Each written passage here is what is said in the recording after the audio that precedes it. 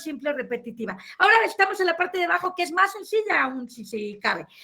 Ojo, primero, la vez pasada hablamos de metáforas en presencia y ausencia, pero en rigor las metáforas en ausencia pertenecen a la operación o se generan por la operación de sustitución. En el cuadro ahí lo tienen, no hay mayor problema, están aquí abajo, ¿no?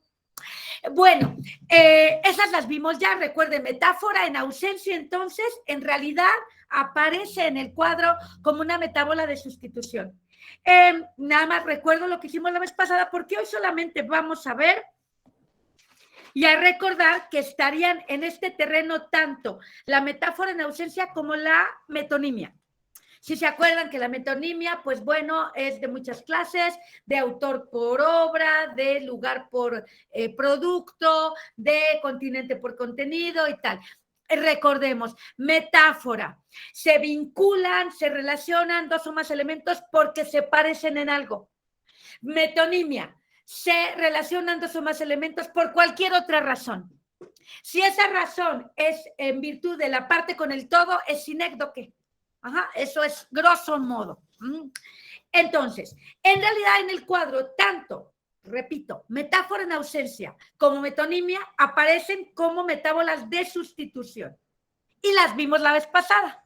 Entonces, no abundaré sobre ello. Nada más aclaro, pertenecen en realidad o son generadas por la operación de sustitución. En el caso de la metáfora en ausencia es una sustitución parcial. En el caso de la metonimia es una sustitución completa. Pero la que vamos a ver hoy, que no vimos la vez pasada y pertenece al mismo campo, es el famoso, célebre oxímoron. U oxímoron, se dice de las dos maneras. Si pronuncian oxímoron, le ponen su tilde a la I. Si pronuncian oxímoron, no se la ponen. Y el plural es oxímoros u oxímoros. Bien, entonces ahí tenemos esta, que la recordamos. Permítanme un segundo. Bien, vamos entonces.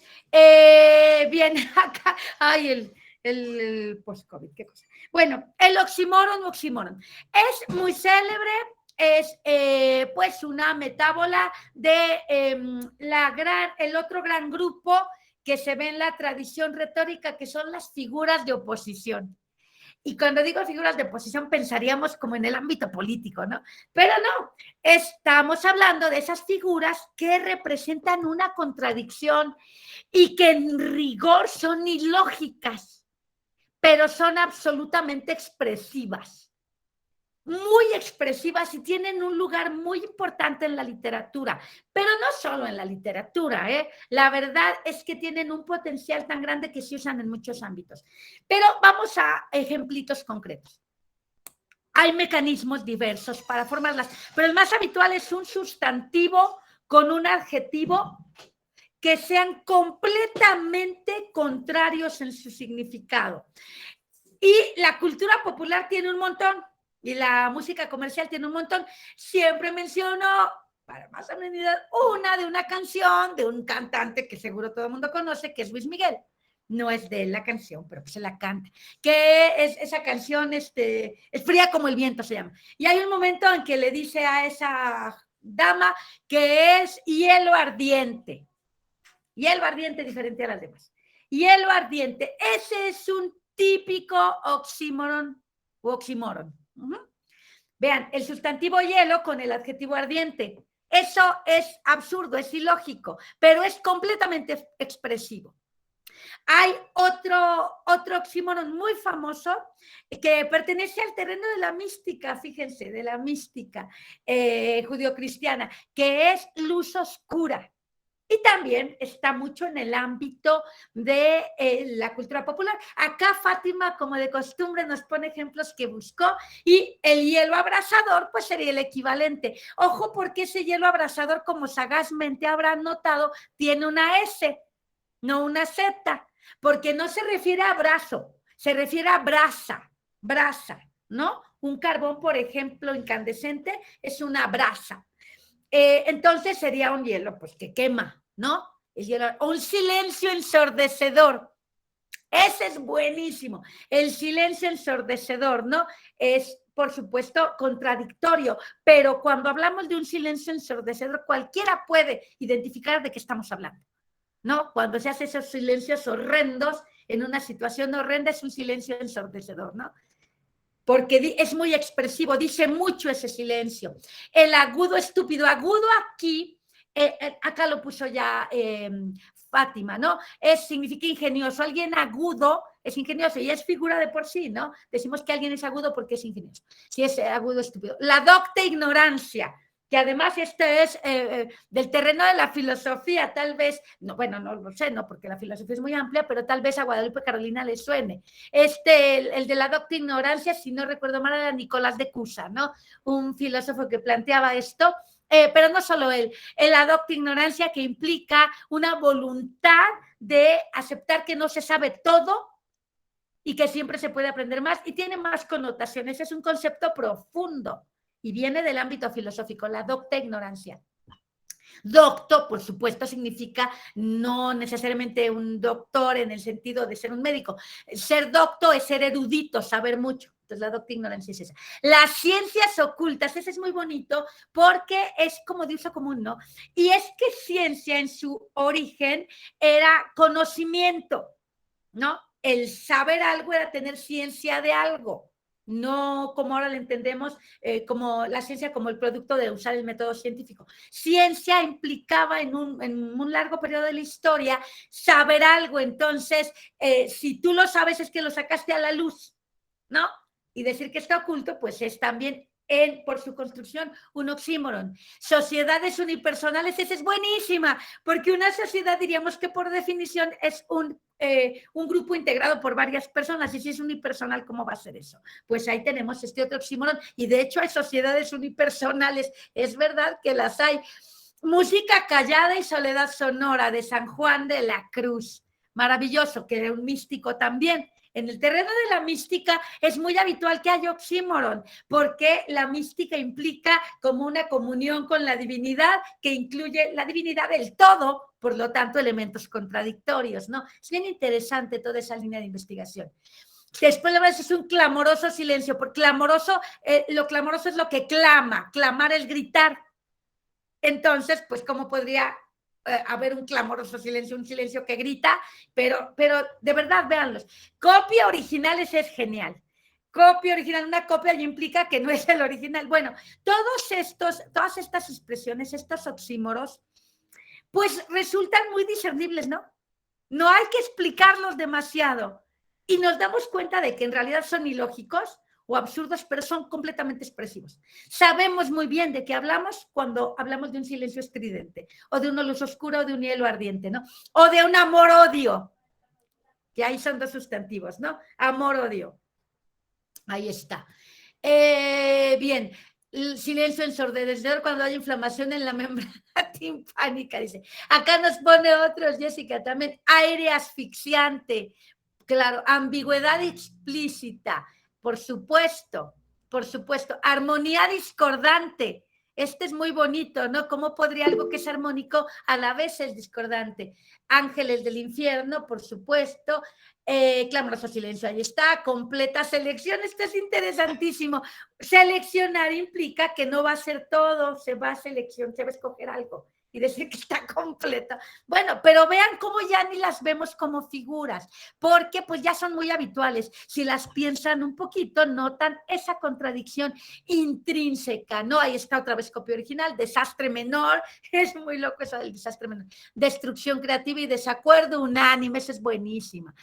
Bien, vean, el oxímoron pertenece al mismo grupo, les digo que es también una clasificación antigua, donde está la paradoja, donde está la antítesis, no, son figuras que de verdad tienen mucha potencia expresiva y desde el punto de vista lógico no podrían sostenerse, ¿no? Pero ya vimos cuando de pasadita hablamos de la paradoja, que tiene una implicación de carácter filosófico y existencial muy profunda, y son figuras que de verdad atraen mucho al ser humano, porque tendemos a pensar de manera binaria, de manera dicotómica, pues por fines procedimentales. La humanidad así funciona, tratando de clasificar, de rápidamente decidir qué es lo bueno y qué es lo malo, porque es operativo, pero sabemos perfectamente que la realidad es muchísimo más compleja.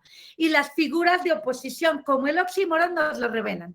Por eso son tan expresivas y por eso son tan atrayentes. En términos estrictamente lógicos no se pueden explicar y sin embargo tienen un papel muy poderoso en la expresividad, ¿no?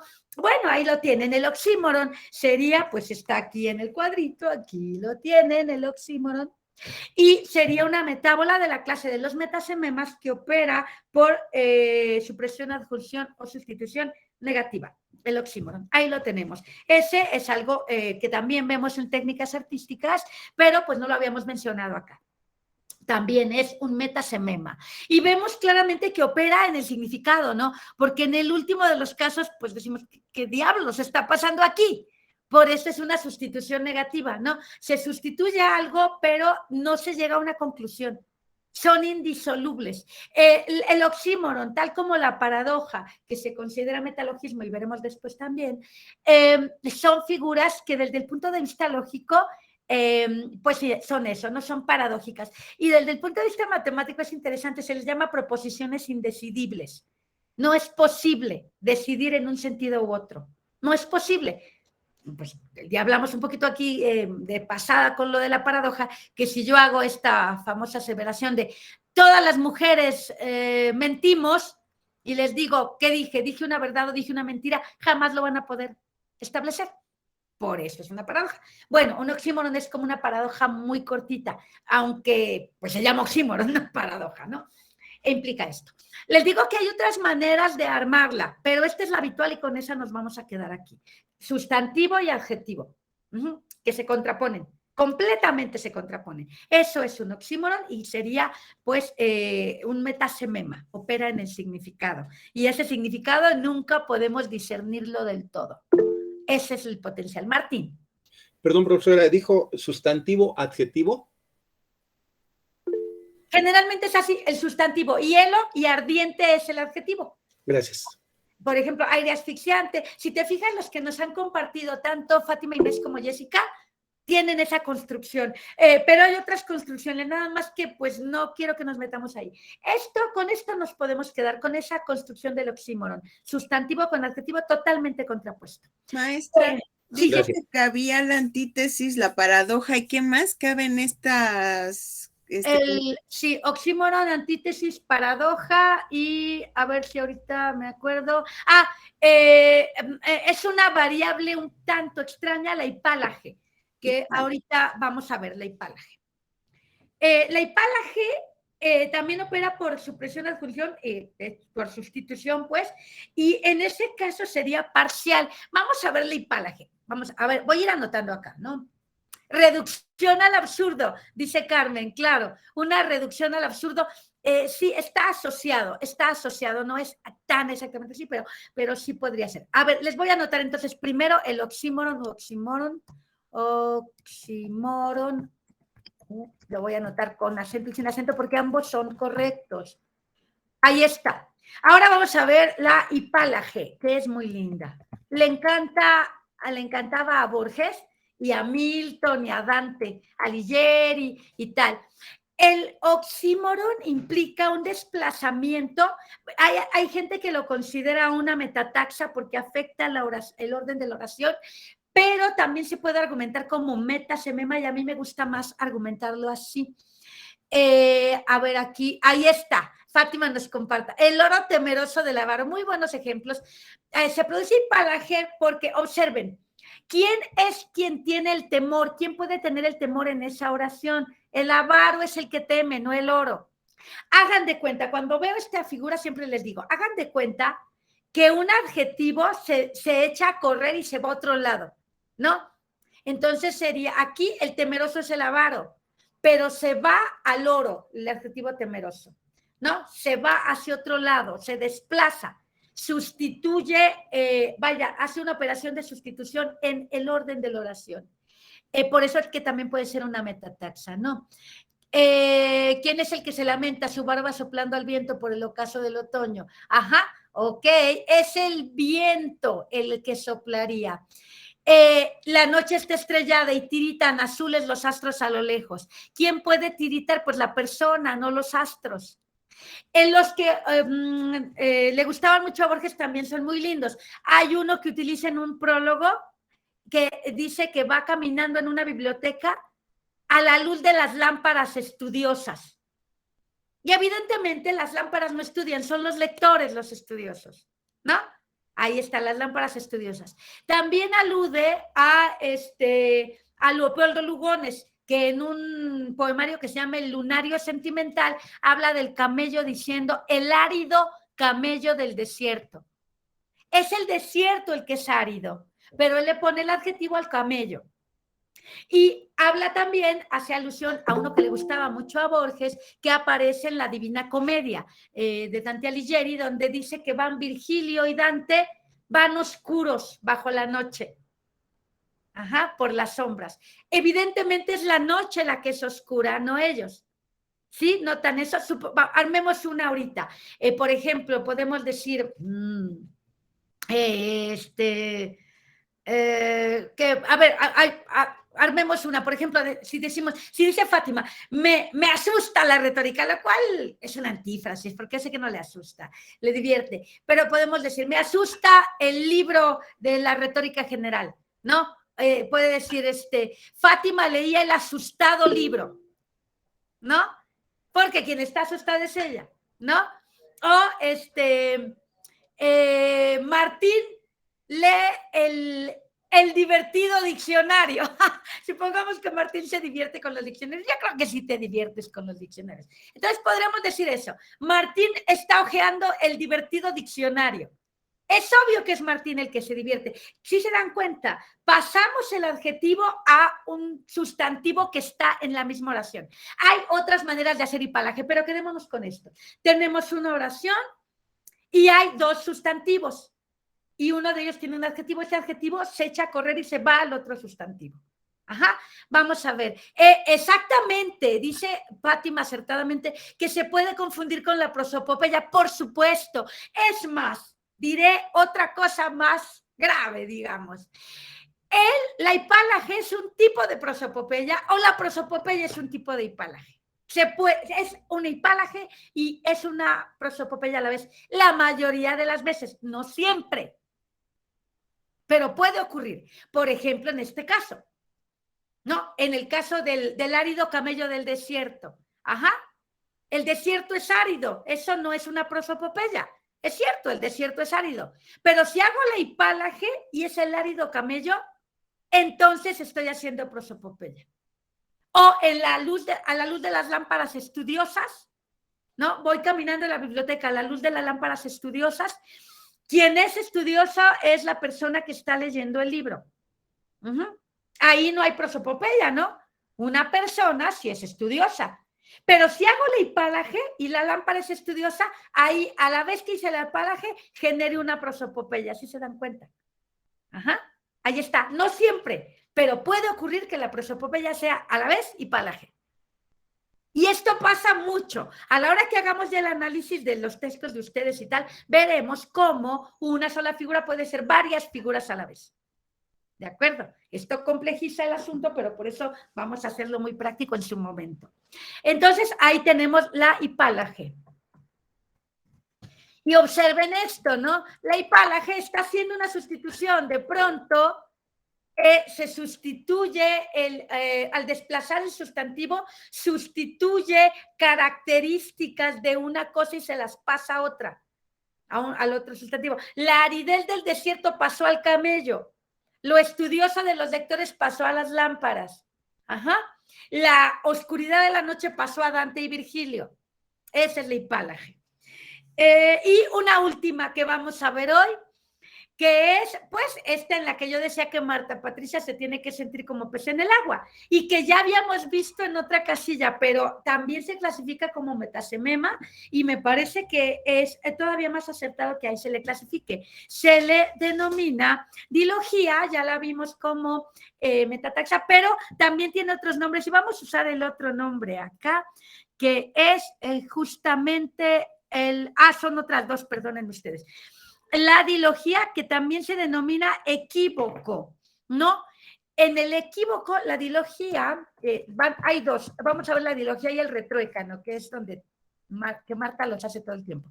La dilogía es cuando utilizamos una palabra en dos de sus acepciones, es decir, una sola palabra puede significar cosas distintas, ¿no es así? Y aprovechamos esto, la multivocidad se le llama, que tiene distintos significados, para hacer un juego. Por ejemplo, ¿no? Que me gusta mucho. Es de sabios, y aprovechamos el parecido de la palabra y su sonido. Es de sabios cerrar, pero es de genios abrir. ¿No? Notan el juego. Estoy usando errar, equivocarse, pero aprovecho que se pronuncia de esa manera. Es de sabios errar. Aprovecho el plural, la S, y que se oye como el de sabios cerrar, equivocarse, o como de cerrar, ¿no? Y entonces hago el juego. Digo, es de sabios cerrar y es de genios abrir, ¿no? Aprovecho que hay un equívoco ahí, que se puede entender errar como equivocarse o cerrar, en la expresión sabios cerrar. Esa es una. Ahora, hay otra que es el ejemplo que pone Beristain de Francisco de Quevedo, que dice que eran los ojos bajos, así como si miráramos hacia abajo, los ojos bajos y los pensamientos tiples, dice, ¿no? Porque bajo puede ser que es el ojo mirando hacia abajo, o en música el bajo es el que tiene un registro de voz grave. Pero en esa lógica hay bajos, tenores, barítonos, y hay sopranos, contraltos y tiples y tal. Entonces está jugando Quevedo con tener ojos bajos mirando hacia abajo, o como si los ojos cantaran como un bajo, y entonces los pensamientos son tiples. Juega con ambos significados de tener los ojos mirando hacia abajo, o en la música ser un bajo es cantar grave. Y entonces juega y pasa que los pensamientos, si ellos son bajos, cantan grave, los pensamientos cantan altos, son tiples. Ajá. Es usar las distintas maneras en que se puede entender un término. Ajá. Eso es un equívoco y también se le llama dilogía. Dice, bueno, acá tenemos algunas observaciones del chat. Dice, donde el engaño con la corte mora, Góngora. Mora, exacto, tiene dos acepciones: habitar, vivir en un lugar, y ser una persona musulmana. Donde el engaño con la corte mora. Claro, ahí mora como una mujer musulmana, o que vive en un lugar una persona. He reñido un hostelero. ¿Por qué? ¿Dónde? ¿Cuándo? ¿Cómo? Porque ¿dónde? Cuando como me sirven mal, me desespero. Ajá. Cuando como sí, claro, el cómo de la pregunta y el cómo de comer. Ahí está el juego. Luego, maestro, hijo mío, en amor, como las que enseñan son las mujeres, cuanto más te enseñan, más suspenso te dejan. Ahí es obviamente un juego picaresco. Enseñar de instruir o enseñar de mostrar el cuerpo. No, ahí está. Ahí está, en Pepsi Cola en latas. Esta lata trae mucha cola. Claro, ahí ven, está muy bien explicado. La palabra cola tiene dos sentidos. La bebida, que se hacía con una semilla que se llamaba nuez de cola, que de hecho era con K, y la expresión traer cola, que sería como un animal que tiene cola, hay varias figuras ahí, o tener cola que le pisen. Ajá, está muy bien. Ahí está. Noten el equívoco. Sí, y acá, muy bien, lo que nos comparte Fátima, la palabra impresión, con las impresoras HP tendrás una magnífica impresión. Claro, porque la impresora, como esa máquina para imprimir cosas y dar una impresión, es provocar un impacto emocional, ¿no? Ahí está. Como ven, estos ejemplos nos muestran algo que ya hemos dicho. En publicidad, bueno, hacen estos juegos todo el tiempo.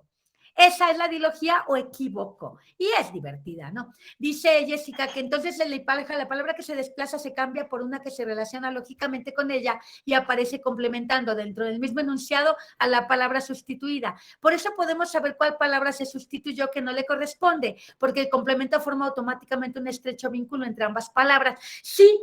Y una manera de, digamos, de decirlo más, digamos, simple, es esto. de esta forma caricaturesca y infantil en que yo lo digo, es que generalmente el adjetivo se pasa a otro sustantivo. Entonces, en este ejemplo, ¿no? De Lugones, la arena árida y el camello están en una misma oración. Ese adjetivo árido se pasa al camello y puede que cambie de género, pues, porque si es la arena árida, cuando pasa el camello es árido, ¿no? O el desierto árido, pues ahí no cambia. El tema es ese, un adjetivo, primero, tiene que haber dos sustantivos en la oración y el adjetivo que estaba en un lado se pasa al otro sustantivo. Es eso. Y pues toma el género y el número de ese sustantivo con el que se acabó quedando, ¿no? Exactamente así. Bueno, vamos a ver, entonces, en la última figura de esta mañana, que es el retruécano, ya también lo vimos como quiasmo, pero tiene también fundamentación como metasemema, retruécano. ¿Qué es esto, no? El cambiar, el jugar con las palabras de una parte del enunciado en la parte que hace como espejo o la segunda, de otra manera. Por ejemplo, esta que ya vimos, ¿no? Se llama quiasmo y también puede ser argumentada como metataxa porque afecta el orden de la oración, pero como el significado también cambia, puede entrar en esta casilla igualmente. Los vimos la vez pasada. Yo no vengo a ver si puedo, sino porque puedo vengo. ¿De acuerdo? Yo no vengo a ver si puedo, sino porque puedo vengo. Ajá.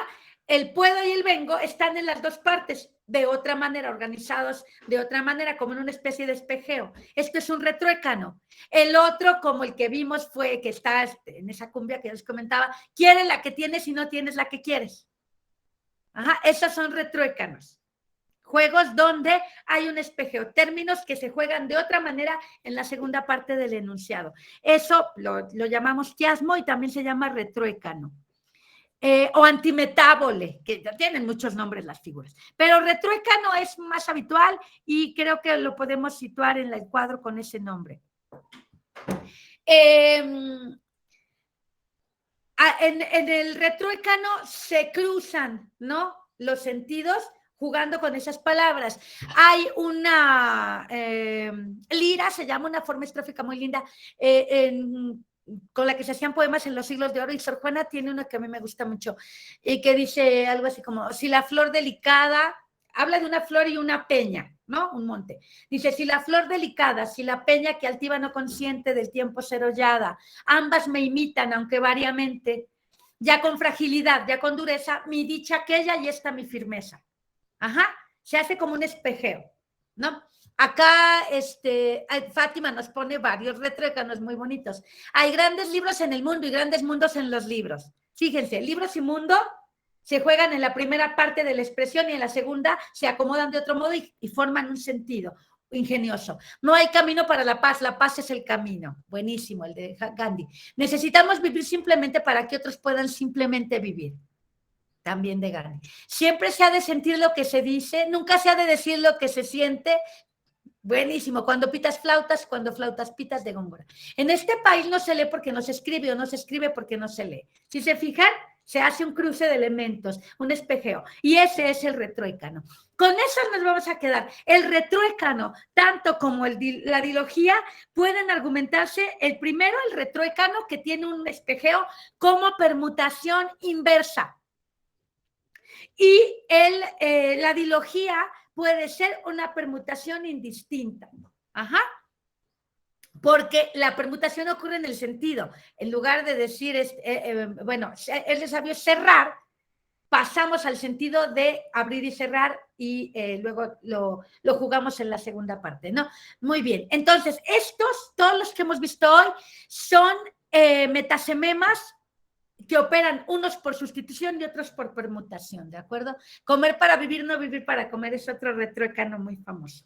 Bueno, ahí los tenemos, y la hipálaje. Aquí son poquitos, voy a volverlos a poner. El oxímoron.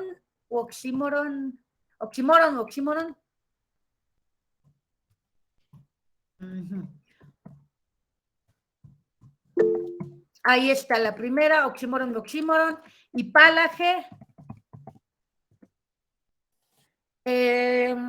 dilogía, no, equívoco, llamémosle equívoco.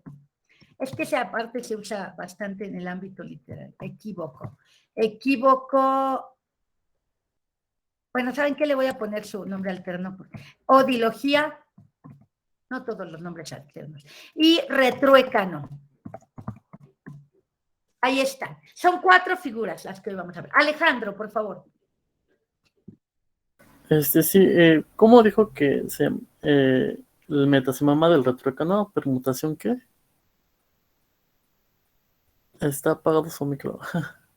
Hay como un espejeo, ¿no?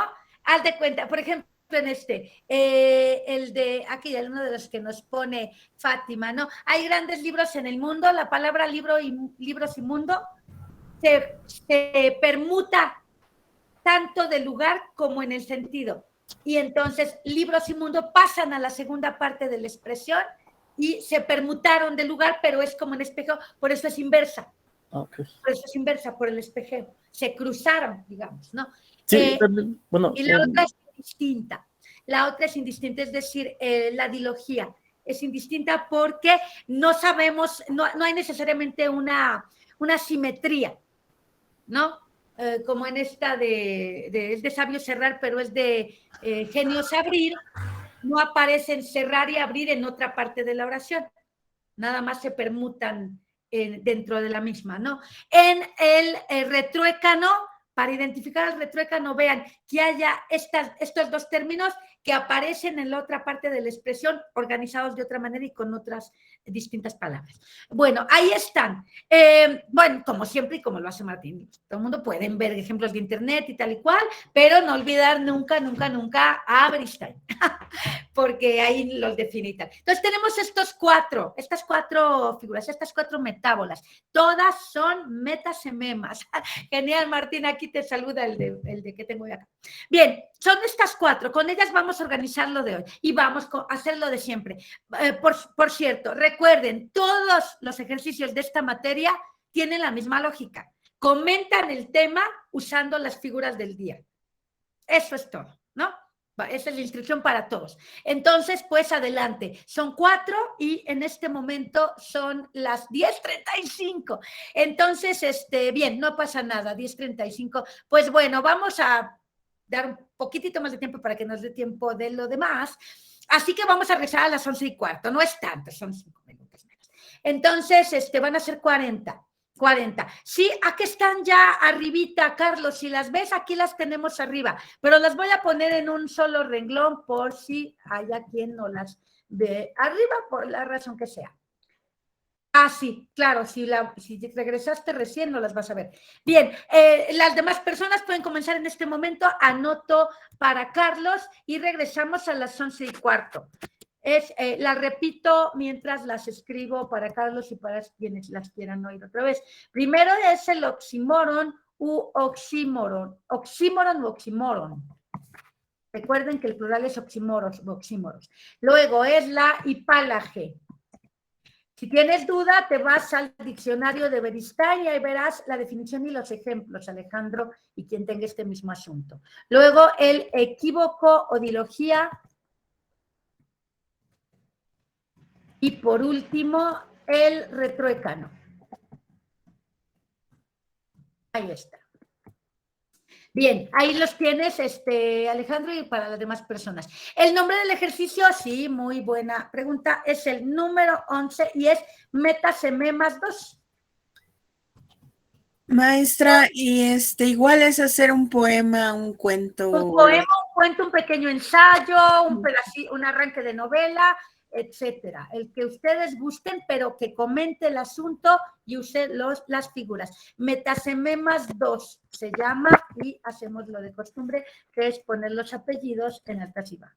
Bueno, pues entonces regresamos a las 11:15. Y como siempre digo, manos a la obra. Cierro micrófono, cierro cámara, pero evidentemente acá sigo. Bueno, 11:15 entonces.